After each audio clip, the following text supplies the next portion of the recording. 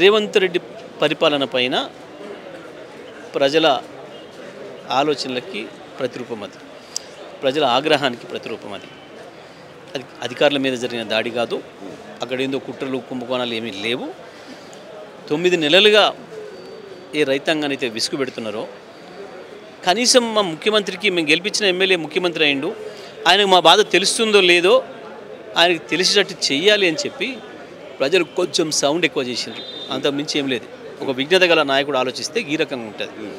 అదే కేసీఆర్ కనుక ముఖ్యమంత్రి ఉంటే కేసీఆర్ గారు ఆలోచించే విషయం ఎట్లుంటుందంటే, వాళ్ళు నా బిడ్డలు, నేను ఈ రాష్ట్రానికి తండ్రిని, వాళ్ళ కోపం వాళ్ళ మీద పోయిన అధికారుల మీద కాదు, ఇది నా పరిపాలన పైన అని ఆలోచన చేసి, ఉండి మీరు జిల్లా మంత్రి పోవాలి, ఇన్ఛార్జ్ మంత్రి పోవాలి, అధికారులు పోవాలి, పోయి మాట్లాడరండి, వాళ్ళ బాధ ఏందో మాట్లాడండి, వాళ్ళ బాధలు తీర్చాల్సిన బాధ్యత మనది. వాళ్ళకి ఏమిస్తే సంతృప్తి పడతారో, ఏ రకంగా సంతోషంగా ఉంటారో అది చేసిరండి. ఇతర ప్రయోజనాల కొరకు మనం వాళ్ళ ఆస్తులను తీసుకుంటున్నాం, ఇతరుల కొరకు వాళ్ళని చంపేయడం కరెక్ట్ కాదు, తప్పకుండా వాళ్ళని కూడా సంతృప్తి పరిచి పనిచేసుకోవాలి మనం అని చెప్పి చెప్తాడు కేసీఆర్ గారు. ఈ రాష్ట్రంలో అత్యంత ఎక్కువ ల్యాండ్ పూలింగ్ చేసింది, ల్యాండ్ ఎక్విజిషన్ చేసింది కేసీఆర్ ప్రభుత్వం. భారతదేశ చరిత్రలోనే ఏ రాష్ట్రం కూడా అంత తక్కువ కాలంలో అంత ల్యాండ్స్ తీసుకొని అన్ని ప్రాజెక్టులు కట్టలే, కేసీఆర్ మాత్రమే కట్టాడు. అన్ని కడితే ఒక్క చిన్న సంఘటన జరగలేదు, ఒక కేసు జరగలేదు, ఒక లాఠీచార్జ్ జరగలేదు. ప్రతిపక్షాలు రెచ్చగొట్టి ఒకసారి మా ఆర్డీఓ పైన ఇట్లనే పెట్రోల్ పోస్తే కూడా రైతులు కేసీఆర్ కోపానికి రాలే. అది పోసిన పెట్రోల్ ఆయన మీద కాదు మన మీద అనుకోవాలి, మనము మన ప్రతినిధిగా పోయింది ఆయన, పిలవండి రైతుల్ని మొత్తం మాట్లాడండి అని చెప్పిండ్రు. జిల్లా మంత్రి గారు ఇతర అధికారులు పోయారు, మాట్లాడినరు. వాళ్ళు ఏం అడుగుతున్నారో వాళ్ళ కోరికలు ఏందో కేసీఆర్ గారికి చెప్పారు ముఖ్యమంత్రిగా. చేయండి, అంత కాకపోతే ఇంత చెప్పండి, సంజాయించండి, వాళ్ళను సంతృప్తి పడ్డట్టు చేసిరండి అని చెప్పి చేసినాం. ఆ రకంగానే తీసుకున్నాం. మల్లన్న సాగర్ లాంటి పెద్ద ప్రాజెక్టులు కూడా కట్టినాం. చేయాల్సింది ఇట్లా, ఆలోచించాల్సింది ఇట్లా. దాంట్లో ఏదో ప్రపంచం మునిగిపోయింది, ఇక్కడ ఏదో జరిగిపోయింది అనే భావన అక్కర్లేదు. ప్రజలకు నీ మీద, నీ ప్రభుత్వం మీద, ఎమ్మెల్యేగా నీ మీద ఉన్న అభిప్రాయానికి నిదర్శనమే అక్కడి ప్రజల ఆగ్రహం తప్ప ఇంకోటి కాదు. ఇప్పుడు మీరేమో ప్రజలది అంటున్నారు, కానీ ఇప్పుడు ఎలాంటి ఇన్ఫర్మేషన్ లేకుండా మఫ్టీలో వచ్చి పట్నం నరేందర్ రెడ్డి గారిని అరెస్ట్ చేయడం మనం చూసినాం. దాని మీద ఎట్లా చూస్తారు మీరు? సింపుల్, ప్రజల ఆగ్రహం బయటపడింది. ప్రజలకు ఏం అభిప్రాయం ఉందో ఈ రాష్ట్ర ముఖ్యమంత్రి పైన ప్రపంచానికి తెలిసిపోయింది. దాంతో పరువు పోయి దాన్ని పక్కదారి పట్టించడం కొరకు ఇది ప్రజలు చేయలే, మా నియోజకవర్గం ప్రజలు చేయలే, ఫలానా ఆయన చేసిండు అని చెప్పి దానివైపు మలిపి ఏదో చిల్లరగా తప్పించుకుందామని ఒక చిల్లర వేషం వేస్తూ పట్నం నరేందర్ రెడ్డి మీద కేసు పెట్టి, ఆ కేసులో నరేందర్ రెడ్డి గారు చెప్పందాన్ని నరేందర్ రెడ్డి చెప్పిండు అని చెప్పి దొంగరాత రాసి, కేటీఆర్ గారు చేయమంటే చేసినా అని చెప్పిండు అని చెప్పి రాసి వాళ్ళ చిల్లరతనాన్ని బయట పెట్టుకున్నారు. ఇది చీప్ టాక్టిక్స్. గంత ప్రజలు అమాయకంగా లేరు, ప్రజలకు అర్థమైపోతుంది ఆడ ఏం జరిగింది, ఎందుకు జరిగిందని అర్థమైపోతుంది. అంటే ఎందుకు సార్, ఎందుకు మరి ఏం రాసిర్రు, కుట్ర చేసిరని రాసిర్రు. ఏం కుట్ర, మన బొంద మీద కుట్ర. వాళ్ళు బాజాబ్తీకి ఇంటికి వచ్చిండ్రు, బాజాబ్తీగా కేటీఆర్ గారు మీడియా ముందే కలిసిండు, మాట్లాడిండ్రు. అన్న మీకు అన్యాయం జరిగితే తప్పకుండా మీ వెంట ఉంటాం, కొట్లాడతాం అని చెప్పినాం. హైదరాబాద్ బాధితులు వచ్చిండ్రు, వాళ్ళు ఉండగానే వాళ్ళకి ధైర్యం ఇచ్చిండు. మూసీ బాధితులు వచ్చిండ్రు, వాళ్ళకి ధైర్యం ఇచ్చిండు. అపోజిషన్ నాయకుడిగా తప్పకుండా ఆయన బాధ్యత. అయితే ఇప్పుడు కేటీఆర్ గారి మీద అనేక సార్లు ఇప్పుడు ఈ రేసింగ్లో కావచ్చు, అటు ఫోన్ ట్యాపింగ్లో కావచ్చు, ఇప్పుడు జరుగుతున్నటువంటి ఈ లగచర్ల ఘటన మీద కావచ్చు, ఎందుకు ఆయననే టార్గెటెడ్గా చేసి అరెస్ట్ చేయాలని చూస్తున్నది ప్రభుత్వం? ఎవరు ఎక్కువ ప్రశ్నిస్తే వాళ్ళని చేస్తారు, సహజమైన విషయం.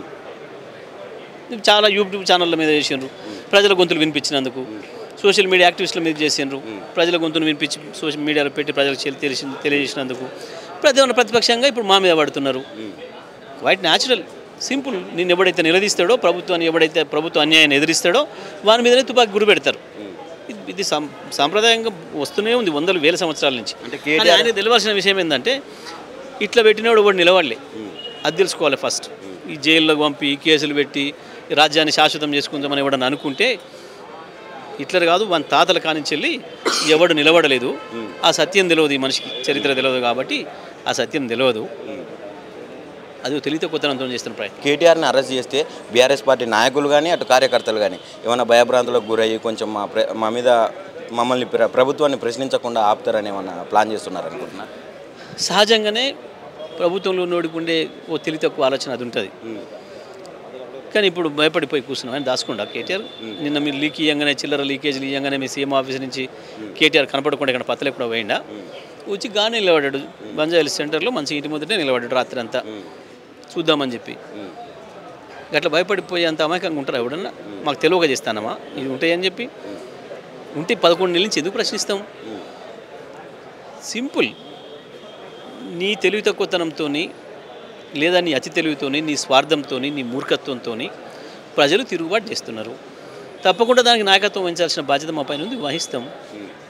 దీనికి చిల్లర బెదిరింపులకు, నీ లొట తుపాకీ, ఈయన అయ్యాలనే ఇలా బాసనెట్ట పెట్టుకొని లొట తుపాకీ పట్టుకొని కారు మీద పోయిన చూసినా తెలంగాణ ఉద్యమకారులను కాల్ చేస్తా అని.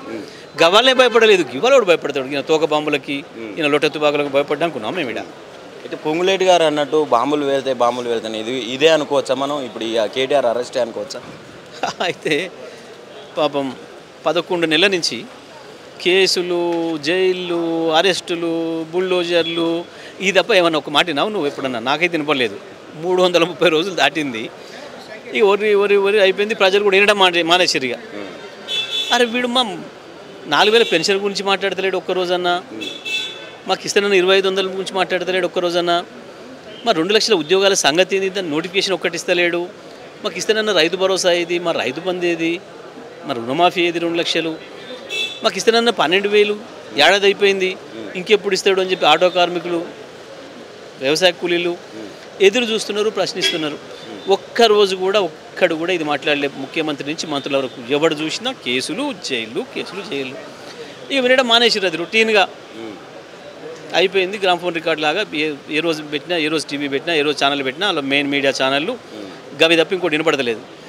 ఇక ప్రజలు మనల్ని వినడం మానేసారు కాబట్టి కొత్తది చెప్దామని బాంబులు చెప్పిండు. ఒక 15 రోజుల నుంచి వెళ్ళి బాంబులు అన్నారు. ఏ బాంబు లేదు, తుస్సుమనే అన్నీ. చివరికి కొత్తగా చెప్పాలి కదా. ఎట్లుందంటే వీళ్ళ పరిస్థితి, ఇప్పుడు కొన్ని కార్ల కంపెనీలోళ్ళు, కొన్ని సెల్ ఫోన్ల కంపెనీలోళ్ళు ఏడాది కాగానే ఒకటి తీసేసి కొత్తది తెస్తుంటాడు వాడు. ఎందుకంటే బోర్ అయిపోతుంది, పాతది, మళ్ళీ కొత్తది కొనిపించాలి వీళ్ళతోని అని చెప్పి, కొనిపించాలని చెప్పి అక్కర్లేకుండా కొనిపించడానికి అని తెస్తుంటారు, ఇట్లా మారుస్తుంటారు. అట్లనే వీళ్ళు కూడా ఒకటి తర్వాత ఒకటి అన్నోడిచిపోయినాయి. ఈ తుస్మన్ బాంబులు కూడా లక్ష్మీ బాంబు అయింది, సుతిల్ బాంబు అయింది, అన్నీ పోయినాయి. ఇప్పుడు ఆటం బాంబు తెచ్చినామని చెప్పారు చూడు. నిజంగానే కేటీఆర్ని కనుక టచ్ చేస్తే, కేటీఆర్ని అరెస్ట్ చేస్తే, వాళ్ళు తయారు చేసుకున్న ఆటం బాంబు కాంగ్రెస్ పార్టీ నెత్తిలోనే పడుతుంది. అది జరుగుతుంది చివరికి, అంతకుమించి ఏం జరగదు ఇక.